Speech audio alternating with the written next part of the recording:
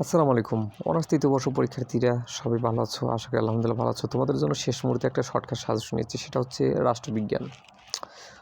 দক্ষিণ এশিয়ার সরকার ও রাজনীতি, ভারত, পাকিস্তান, নেপাল, শ্রীলঙ্কা, বিষয় কোড 23/19/05। ভিডিওটি শুরু করার আগে একটা জিনিস বলা ভালো, সেটা হচ্ছে আমাদের যাবতীয় ভিডিও আপলোড করা হয় এডুকেশনাল সাজেশন এবং অন্যান্য জাতীয় বিশ্ববিদ্যালয়ের নোটিশ আলামিন একাডেমি ইউটিউব চ্যানেলে। যারা সাবস্ক্রাইব করেন, এই ভিডিও ডিসক্রিপশনে লিঙ্ক দেওয়া থাকবে এবং এই চ্যানেলেই তো ভিডিওটা দেখতেছো, অবশ্যই সাবস্ক্রাইব করে রাখো। ওকে, খ বিভাগের জন্য তোমরা কী পড়বে? এই যে কিছু প্রশ্ন দিয়েছি, খ এবং গ বিভাগে এগুলো পড়ে গেলে ইনশাল্লাহ 100% কমন পাবে। ক বিভাগের জন্য হাতে থাকা বোর্ড বইয়ের 2014 সাল থেকে 2022 সাল পর্যন্ত পড়লে হয়ে যাবে। ক বিভাগের জন্য 1 নম্বর সংহতি বলতে কী বোঝায়? ব্যতিক্রম নতুন ব্যাচের 17 পৃষ্ঠার 1.25 নম্বরে উত্তর পেয়ে যাবে।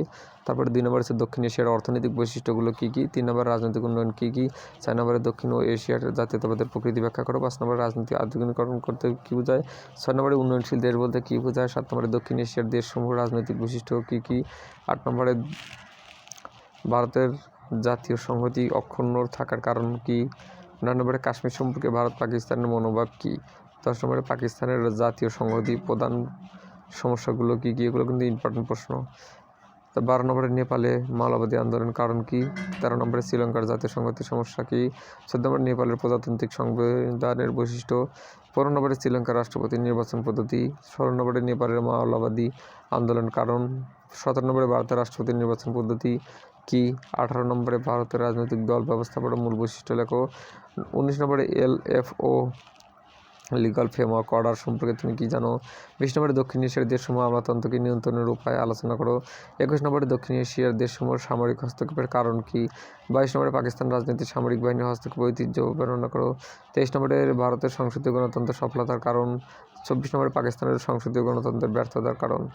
এবং 11 গ বিভাগের কিছু প্রশ্ন আছে, এগুলো দেখে যাবে। এই 21টা প্রশ্ন। 1 নম্বর হচ্ছে দক্ষিণ এশিয়ার দেশসমূহের রাজনৈতিক আধুনিকরণের সমস্যাসমূহ আলোচনা। 2 নম্বরে দক্ষিণ এশিয়ার দেশসমূহের রাজনৈতিক বৈশিষ্ট্য বর্ণনা করো।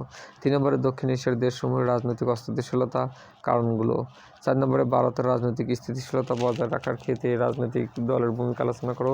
5 নম্বরে দক্ষিণ এশিয়ার রাজনৈতিক ও অর্থনৈতিক বিশ্বায়নের প্রভাব আলোচনা। 6 নম্বরে বহু ভাষা ও জাতি থাকা সত্ত্বেও ভারতের জাতীয় সংহতি অক্ষুণ্ণ থাকার কারণ ব্যাখ্যা করো। 7 নম্বরে নেপালের রাজনৈতিক উন্নয়নের সম্প্রতি প্রবণতা সমূহ ব্যাখ্যা করো। 8 নম্বরে বর্তমান পাকিস্তানের জাতীয় সংহতি সমস্যা আলোচনা করো। 9 নম্বরে শ্রীলঙ্কার সাম্প্রতিক রাজনীতি অস্থিতিশীলতার কারণ আলোচনা। 10 নম্বরে ভারতের সাংবিধানিক বৈশিষ্ট্য আলোচনা। তারপরে 11 নম্বরে নেপালের বর্তমান সংবিধানের বৈশিষ্ট্য আলোচনা করো। 12 নম্বরে পাকিস্তানের বর্তমান সংবিধান বৈশিষ্ট্য আলোচনা। 13 নম্বরে শ্রীলঙ্কার রাষ্ট্রপতির ক্ষমতা কার্যবলী আলোচনা। 14 নম্বরে শ্রীলঙ্কার সংসদীয় পদ্ধতির কার্যক্রম পরীক্ষা করো। 15 নম্বরে শ্রীলঙ্কার জাতি গঠন প্রক্রিয়ার মূল বাধাসমূহ আলোচনা করো। 16 নম্বরে ভারতের রাজনীতিতে জাতীয় কংগ্রেসের ভূমিকা বর্ণনা করো। 17 নম্বরে ভারতের রাজনীতিতে আঞ্চলিক দলসমূহের প্রভাব আলোচনা। 18 নম্বরে পাকিস্তানের রাজনীতিতে বারবার সামরিক হস্তক্ষেপের কারণ আলোচনা। 19 নম্বরে পাকিস্তানের রাজনীতিতে সামরিক বেসামরিক আমলাতন্ত্রের আধিপত্যের কারণ কী। 20 নম্বরে সাম্প্রতিক ঘটনাবলীর পরিপ্রেক্ষিতে নেপালের রাজনৈতিক কিছু অস্থিতিশীলতার কারণ সমালোচনা করো। 21 নম্বরে ভারতীয় সংসদীয় গণতন্ত্রের সফলতার কারণগুলো আলোচনা করো। এরপরে আছে অনেকগুলো সাজেশন, সমাজবিজ্ঞান। যাদের লাগবে ভিডিও ডিসক্রিপশনে লিঙ্ক দেওয়া থাকবে, অথবা চ্যানেলে আপলোড করা আছে, দেখে